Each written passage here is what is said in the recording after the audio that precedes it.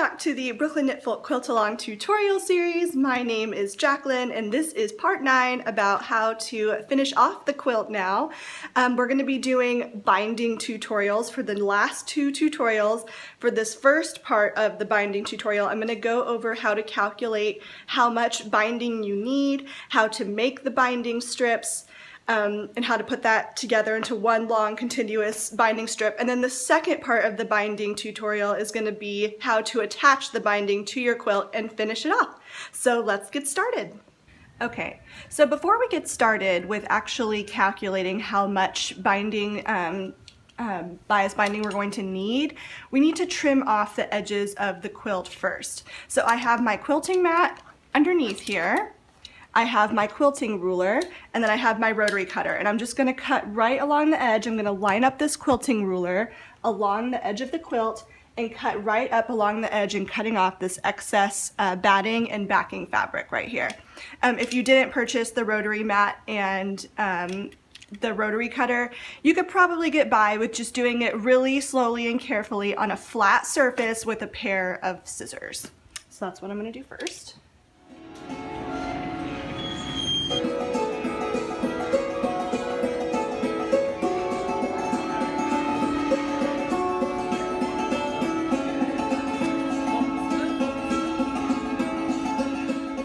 And you're gonna see some pieces like right here where the square is a little bit longer on this blue one here than it is right here. It doesn't have to be absolutely perfect, so I'm just gonna trim off that excess right here. Just kind of make it as straight as you possibly can. So I'm just gonna trim off that excess blue of that square right there, just to kind of keep it in line with the rest of the quilt. Okay, so now that we have the entire quilt edging, the excess batting and backing cut off, as you can see here, we're going to measure the perimeter of the quilt. So we're going to do that by taking the measurement of the width and the measurement of the height, and then multiplying each of those times 2. Measuring tape here. So the width of my quilt is 65.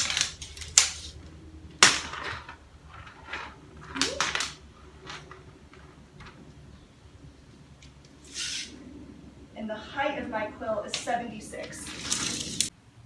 Okay, so this will be different for each person, but for me, the width of my quilt is 65 inches and the height of my quilt is 76 inches. So what I'm going to do here is add 65 plus 65 for the top and the bottom, plus 76 plus 76, which is the left side and the right side, and then you're going to add anywhere between 10 and 20 inches. I think I'll just add 15. That's going to be excess that we're going to need for seam allowance, not really seam allowance, but like the corners, the mitered square corners, just some little bit extra, just extra reassurance for the binding. So that's how we calculate how much in length of the binding strips that we will need.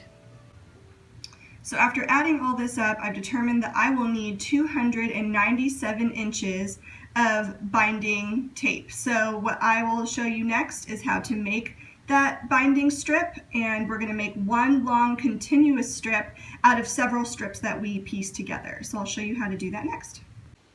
Okay, so for making the binding strips, you're going to need your fabric. You're going to want to use like a quilting cotton or something that has some durability and strength to it. This is not really the place to use slippery fabrics or chiffons or anything that's like a tricky fabric. You want it to be strong, durable, and easy to work with. You're also going to need your rotary cutter, your plexi ruler, and then also your quilting mat. When cutting out bias tape, it really kind of just depends on personal preference about the width of the strips themselves. Usually they vary anywhere from about 2.5 inches wide to 4.5 inches wide. Different tutorials will tell you different things. For mine, I think I'm going to cut out a 3-inch wide binding strip, and because I already know I need 297 inches worth of strips, I can just kind of measure my piece of fabric and go from there. You really do not need a lot of fabric For binding strips, this is way too much for what I will actually end up using. I'm doing a lot of math off screen here, but I'm trusting that you can kind of figure this out. So you just need to cut the amount of inches that will get you up to 297. So for me, since each strip is going to be 68 inches, and then I'll take 297, which is my total inches, and divide that by 68. 297 divided by 68 is 4.36, so I'll round up. So I need to have at least 5 strips cut. All right. And from here, pretty simple process. You're just going to measure out 3 inches away from your edge, making sure that your edge has been squared off, of course, already, which I've taught how to do in previous videos.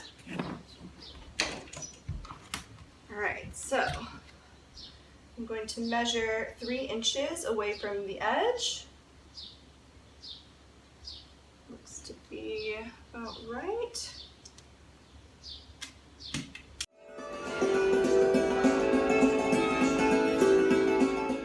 And that's 1 strip. And then as I just calculated earlier, I'll need to make 5 of these strips, and then I'll show you how to piece them together. Okay, now that we have all of our strips cut out, we need to make them one long continuous bias strip. So to do that, we're going to take the first strip and lay it out in front of you horizontally. Then we're going to take the second strip and right sides together, because your right side is already facing up, so make sure the strip that you lay in front of you horizontally is right side up. You're going to take the next strip and then put it down the right side face down so that your right sides are together vertically. Move this out of the way so you can see. Vertically, like this. So you're going to have this up against the edge, and you're going to take a pin, pin it, and then what we're going to do is take a ruler and a pencil and mark it from corner to corner. And you'll see why in a second, but we're going to sew along this line to sew it all together. So mark it from corner to corner.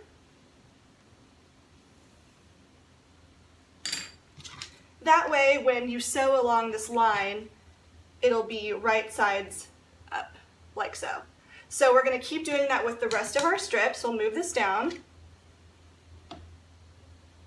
Make sure the second strip that you just pinned to the first one is now the horizontal strip that's right side up. We'll take our third strip,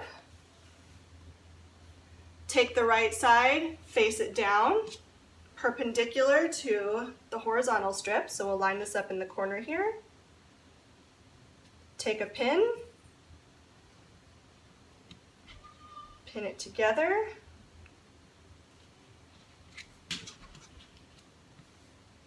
and then take your ruler, corner to corner,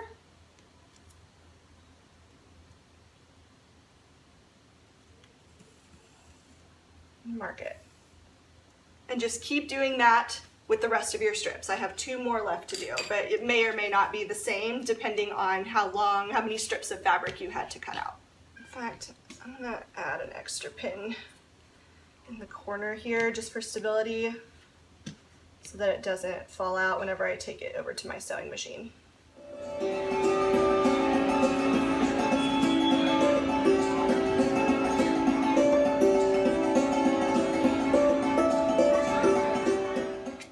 And now we're going to take this over to our sewing machine. Okay, so now we're over at our machine. We have about a stitch length that's somewhere, usually like I said, they're on a scale of like 0 to 5, but we're going to probably put it anywhere between a 3 or a 4.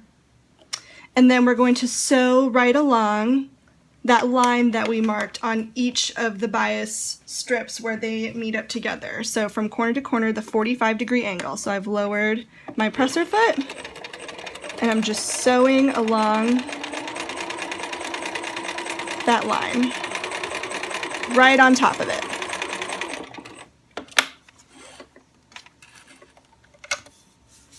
And you'll see once I take out this pin here, that now we have this super clean, can you see that? My goodness in there. Here we go. A 45-degree angle of the bias strip. And so we're just going to continue doing that along the rest.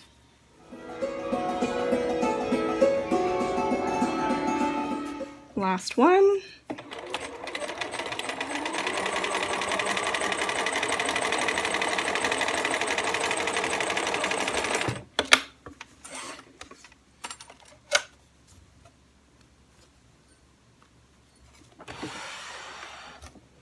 And you see, now we have one long continuous bias binding strip with all of the seams facing the same direction so that we don't have any exposed seams. All the seams are on the back and we have no edges like this right here. From here, there are just a couple more steps. See this excess fabric that we have right here from sewing on these mitered corners? We're going to take a pair of scissors and trim off that excess. So careful not to cut into strip. So we're going to cut all of those, just cut that, that's scrap, and then move along to the next one. After we cut that excess off of the mitered square or mitered joins, we're going to take our iron and press the seams open on all of those. So take it like that, pressing it open, and just do that for each of them.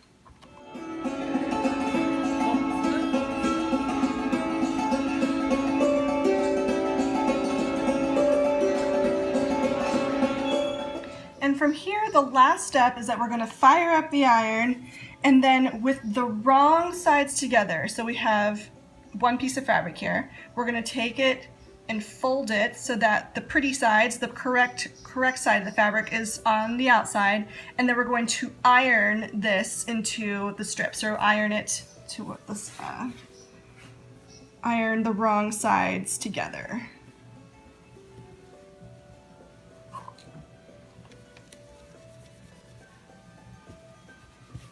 And that's it, and we're just going to do that along the entire length of the bias strip, or the binding strip, sorry.